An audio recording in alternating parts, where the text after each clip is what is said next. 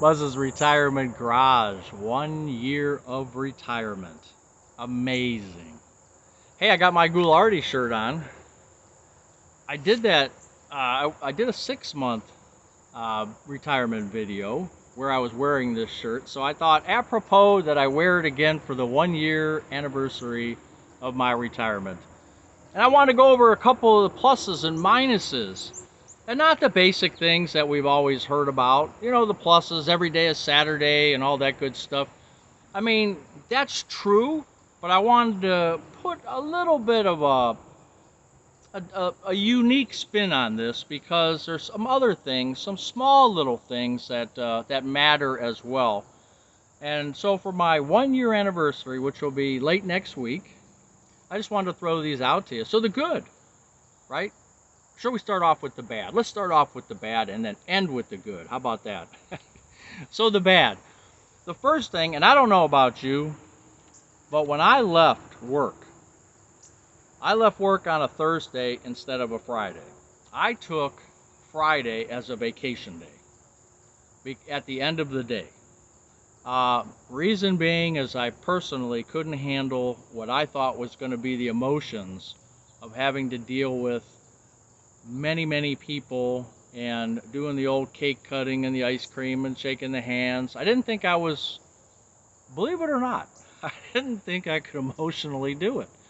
You know, working with almost the same people for 20 years, knowing just about everything about them and the position I was in, I knew details about some of them that, you know, came into my office, closed the door, and you know, I had to box the Kleenex out, and I just heard stories that, you know, I'll never share, but I heard stories that I just connected with a lot of these people. And to try to leave and just say goodbye to them just like that, it just wasn't going to work for me. So I started off my retirement, you could say, not on a bad note, because it was a one-time thing, but it was just something that most people, I don't think, do that.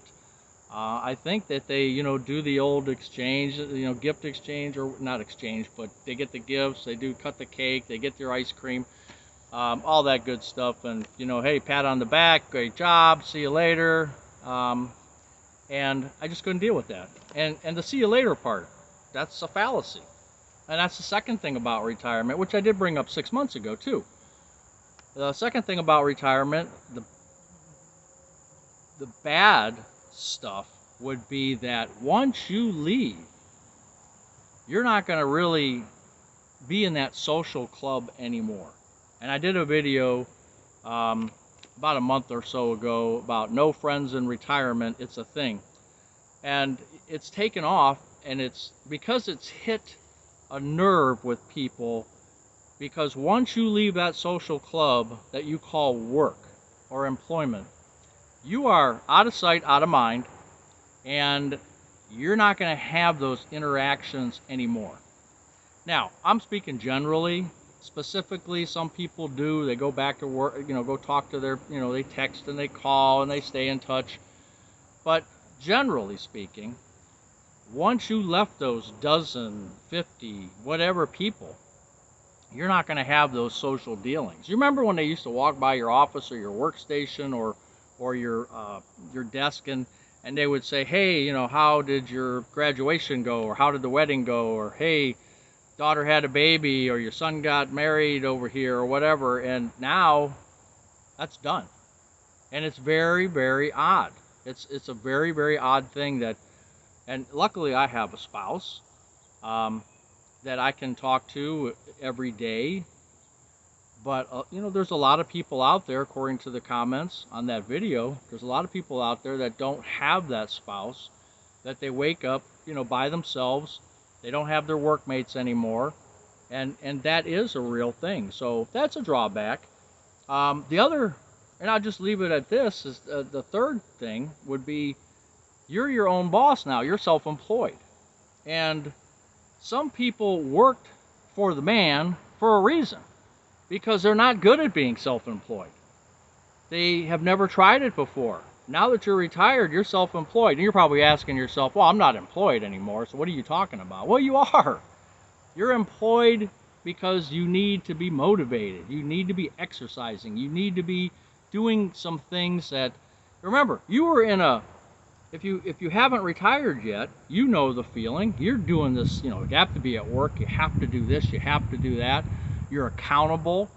At the end of the day, they give you a paycheck because you're accountable to get something done.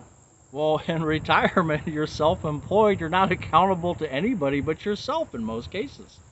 So what are you going to do to keep yourself motivated? And what I mean by that, are you just going to get up and sit on the couch all day long? And there's nothing wrong with that if you do. Occasionally, that's okay, because you earned it. You worked 30, 40 years. You earned the opportunity to sit on your couch and do nothing if you choose. But doing that too often, as they say, once you retire, you die. And I don't believe that at all. Not for 1 minute. But you can stagnate if you let yourself. So as your own boss, you do need to keep motivated and keep doing things and stay active mentally and physically. And I'm not that good at it myself. Now, mentally, I try to stimulate myself by doing these videos, coming up with ideas in retirement of things to talk about. But physically, I mean, my wife and I are trying to do these 30-minute aerobics and every day. Let's walk across America. And, there's a lot of days that, we just didn't have time. Well, this got in the way, or, we ate dinner first, so now we don't feel like it, or, I was busy doing this, I was down at the river, whatever it was, and we didn't do it. So we're kind of making excuses as well that we need to get a little bit better at. But being self-employed, you can make the progress, you can make the change and progress into being more physical and more mental. So that's something that I think I need to work on, and some of us out there, you probably need to work on as well, right? So those are a couple of the drawbacks, a couple of the good things. And like I said, I don't want to get into the cliches about retirement. Every day Saturday. Yeah, there's a lot of great aspects of it. I mean, too long to list right here. But a couple, like I said, off-the-wall type of things. Well, number one is not off the wall, it's stress. And I'll keep bringing this up because for me, that is by far, the number one greatest thing about retirement is the reduction of stress. And I cannot emphasize it enough. Not even close to anything else in the top 100, I'm telling you. Stress is the number one thing that is great about retirement. Just not having to do all those things that the man wants you to do, right? Not having to drive, not having to be there at a certain time, not having to perform to get that paycheck. It's amazing. It's absolutely amazing. But a couple of the other things I wanted to bring up was the have-tos. You remember, if you're not working anymore, you're going to remember this. And even if you are working, you're going to catch yourself saying this a lot. I have to. I have to go do this. I have to go do that. I have to stop at the store at lunchtime. I'm not going to have time because I got to get over here, so I have to do this and I have to do that. Well, when you retire, the words have to start to get eliminated from your vocabulary because, hey, I think I'm going to do this today. If I don't, I'll do it tomorrow. Did you hear the have to in there? No, you didn't. So those are one of the greatest things about retirement is losing those two words, I have to. And then number three, and I was just thinking about this yesterday, Sunday football. I just remember, and not everybody watches football and watches pro sports, but I just remember when I was working, and a lot of times we worked a half a day on Saturday. So I worked Monday through Friday, went into work, we worked till noon, 1 o'clock on Saturday, came home, and we got I was able to get a couple errands done, my have-to errands, right? And got the yard cleaned up or whatever.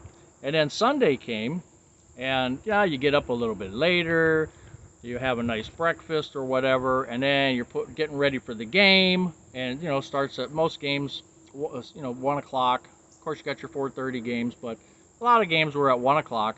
So you're watching at 1 o'clock. It's a beautiful Sunday. The sun's out, and you're sitting in the house from 1 till 4 watching the game. Now 4 o'clock comes, 4:30. You know, you head outside, and then as fall and winter progress, you know, the sun sets at 6 o'clock. So you pick up an hour and a half of working outside and doing whatever, and then it's dark. So, and you're not really motivated to do the stuff in the dark, and some of the stuff you safely can't do in the dark. So you've lost that opportunity to get stuff done is gone because you were watching a football game. And again, nothing wrong with that. But in retirement, yeah, I'm watching the Cleveland Browns. Yeah, I guess that's a problem in itself. But I'm watching the Browns lose to Dallas, and I'm thinking to myself, geez, I don't have to worry about tomorrow because I didn't get the grass cut today, but I can do that tomorrow, right? So that was great. So yeah, those are 3 things, you know, off the wall type of things that are good for retirement. So 1 year now, 1 year, and I tell you what, I recommend it to anybody who can get out there, who can afford to.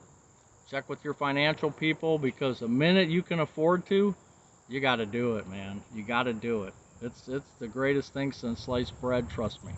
Anyway, Buzz's Retirement Garage. Talk to you later.